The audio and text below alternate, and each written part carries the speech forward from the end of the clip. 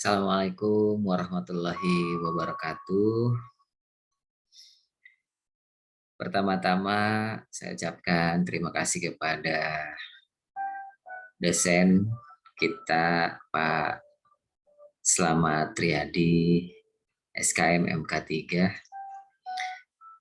Saya Kusdian akan memaparkan materi aplikasi manajemen risiko. Yang mana materi ini adalah materi yang diberikan oleh Pak dosen sendiri. Mohon izin. Pertama, kita lihat pengertian risiko dahulu. Risiko adalah bahaya, akibat, atau konsekuensi yang dapat terjadi akibat sebuah proses yang sedang berlangsung atau kejadian yang akan datang. Dalam bidang asuransi, contohnya. Gitu.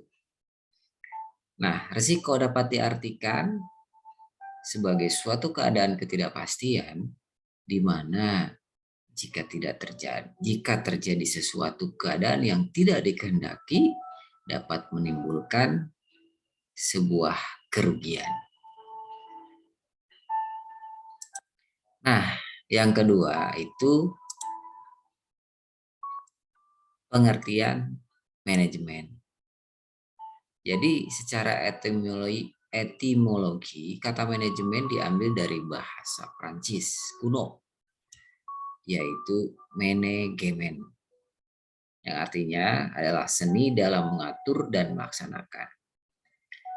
Manajemen dapat juga didefinisikan sebagai upaya perencanaan, pengkoordinasian, pengorganisasian, dan pengontrolan sumber daya untuk mencapai sasaran secara efisien dan efektif. Nah, yang kedua, sebuah proses untuk mengatur sesuatu yang dilakukan oleh sekelompok orang atau organisasi untuk mencapai tujuan organisasi tersebut dengan cara bekerja sama, memanfaatkan sumber daya yang dimiliki. Nah, kita lihat filosofinya. Filosofi manajemen risiko itu adalah suatu kejadian. Nah, kejadian itu mengandung kemungkinan atau likelihood yang berarti dapat terjadi maupun tidak terjadi. Dan jika terjadi, ya ada akibatnya tentunya yang ditimbulkannya. Nah, berpikir terburuk dan berencana terbaik. Nah, prinsip dari manajemen risiko sendiri merupakan proses esensial dalam organisasi untuk memberikan jaminan yang wajar terhadap pencapaian tujuan organisasi. Dilihat dari ISO 31000-2009, Risk Management Principle and Guideline merupakan standar yang dibuat untuk memberikan prinsip dan panduan generik dalam menerapkan manajemen risiko. Nah, menurut ISO 31000, manajemen risiko suatu organisasi harus mengikuti 11 prinsip dasar agar dapat dilaksanakan secara efektif. Nah, apa saja 11 prinsip itu? Yang pertama, menciptakan nilai tambah atau creative value. Yang kedua, bagian integral proses dalam organisasi atau an integral part of organizational process. Yang ketiga, bagian dari pengambilan keputusan, part of decision making. Yang keempat, secara eksplisit menangani ketidakpastian atau explicit of risk uncertainty. Yang kelima, bersifat sistematis, terstruktur, dan tepat waktu atau systematic, structured, and timely. Yang keenam, berdasarkan informasi terbaik yang tersedia, based on the best available information. Nomor 7, dibuat sesuai kebutuhan atau tailored. Yang ke-8, memperhitungkan faktor manusia dan budaya. Take human and cultural factor into account. Yang ke-9, bersifat transparan dan inklusif atau transparan dan inklusif. Nomor 10, bersifat dinamis, iteratif, dan responsif terhadap perubahan. Dynamic, iteratif, and responsive to change. Nomor 11, memfasilitasi perbaikan dan pengembangan berkelanjutan organisasi.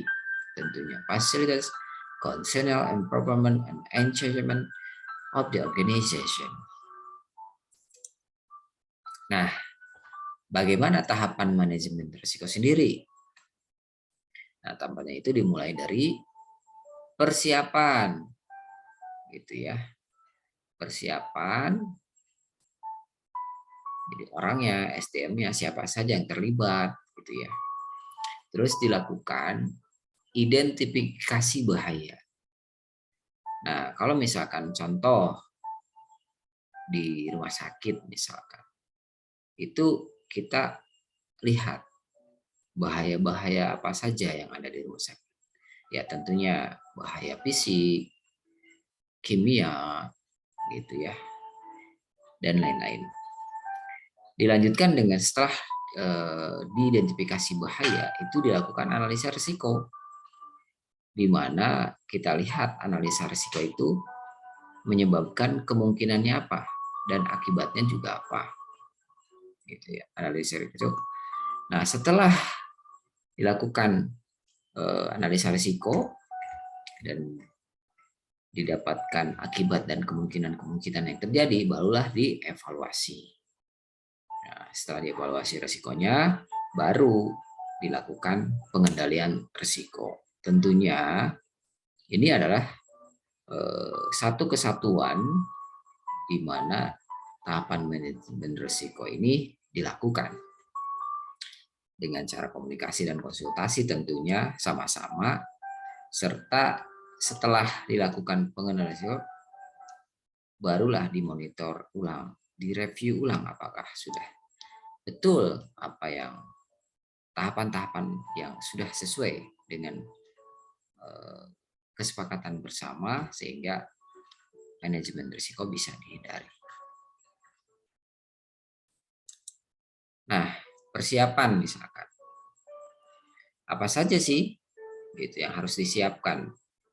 Pelaksanaan manajemen risiko berjalan dengan lancar, diantaranya ruang lingkup kegiatan manajemen risiko, apa saja sih yang akan kita lakukan untuk manajemen risikonya itu,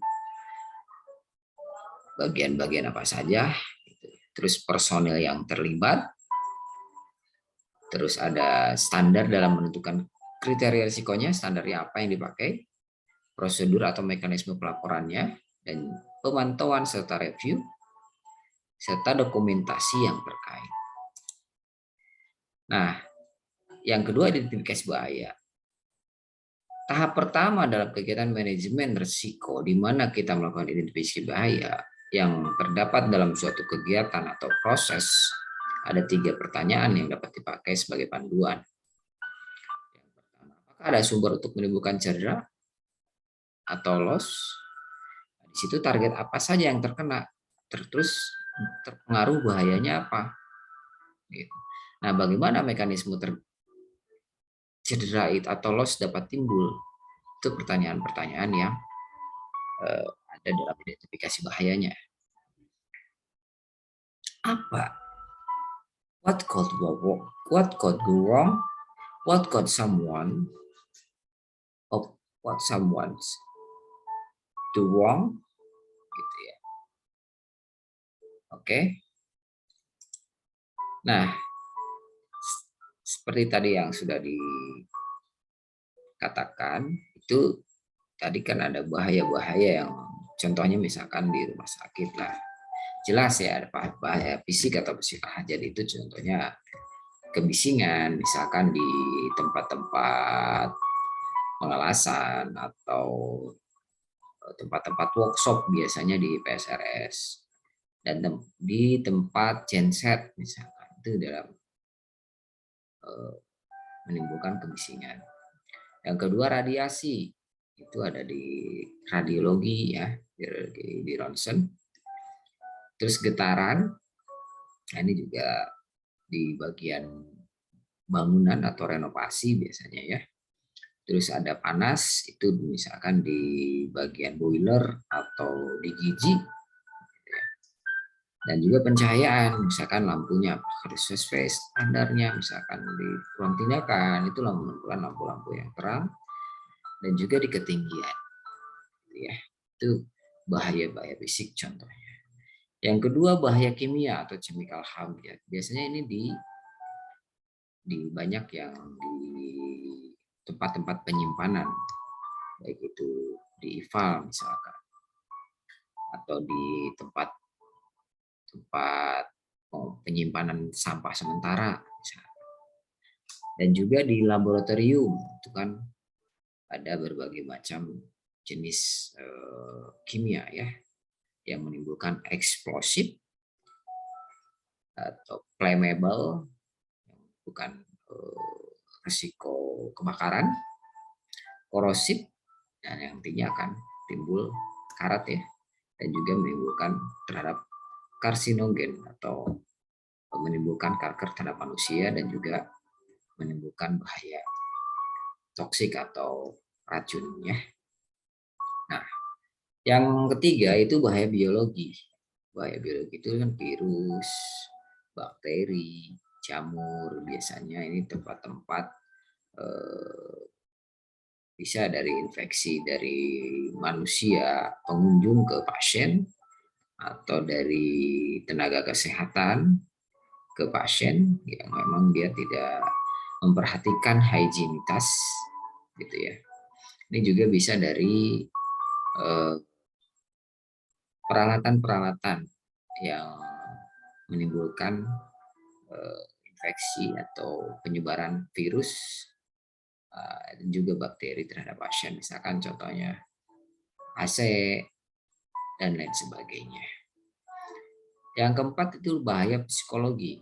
Nah, di rumah sakit sendiri itu contohnya perawat itu kan kita sebagai perawat ini kan ada atasan, ada bawahan.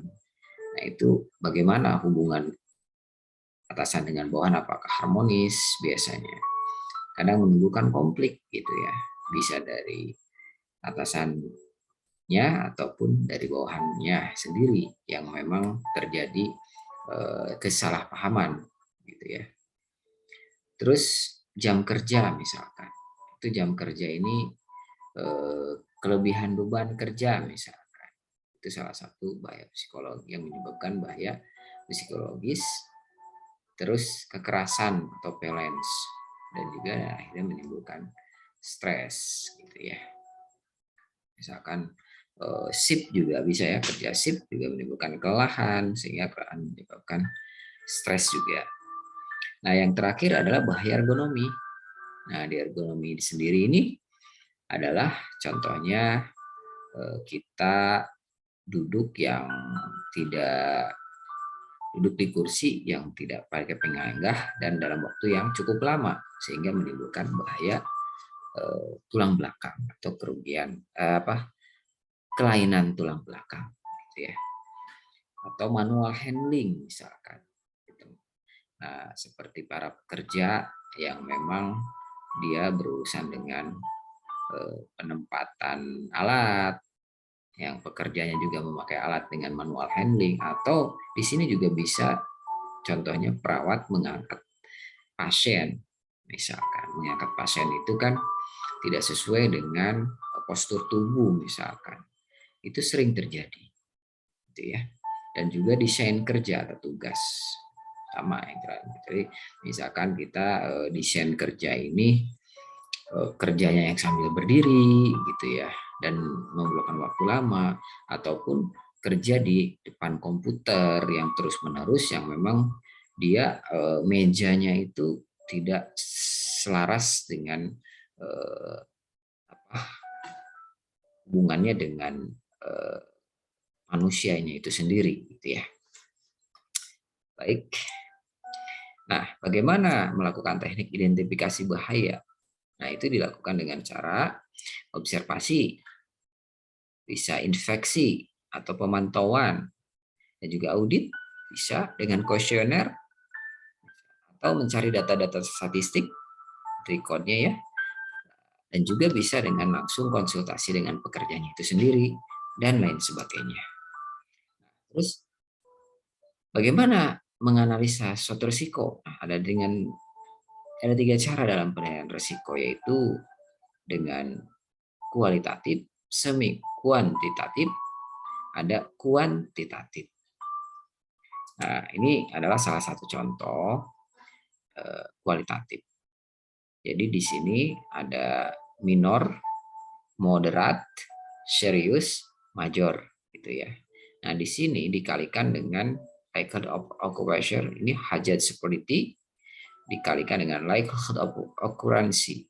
Nah, very unlikely, unlikely, possible, probable gitu. Sehingga dirumuskan yang hijau itu masih aman, yang kuning itu sudah aba-aba, dan alert itu sudah melakukan perhatian. Nah, ini adalah alarm yang paling berisiko sehingga harus dilakukan pengendalian yang segera gitu ya.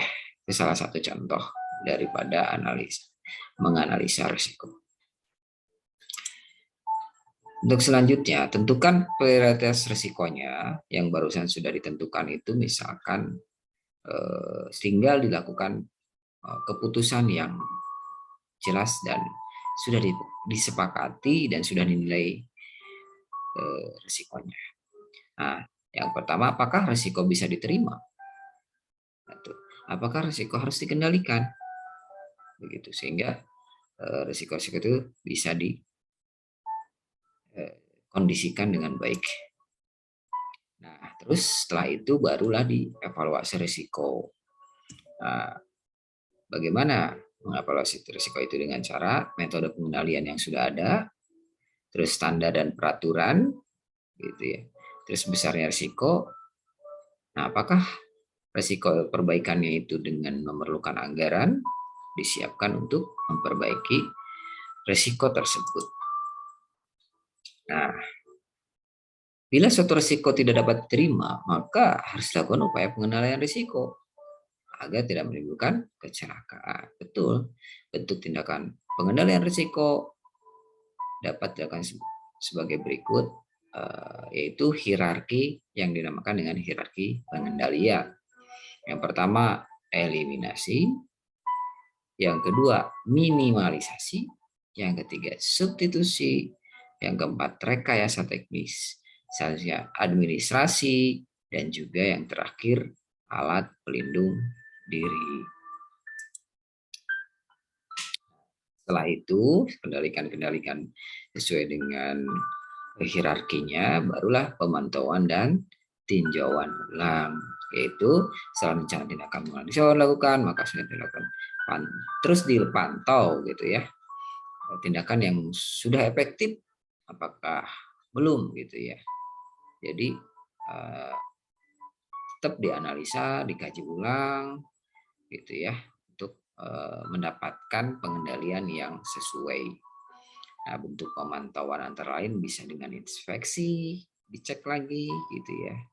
Terus pemantauan lingkungan gitu ya, dengan cara pengukuran gitu ya.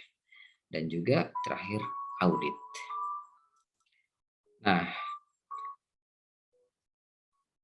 pengendalian risiko itu dilakukan dengan komunikasi dan konsultasi.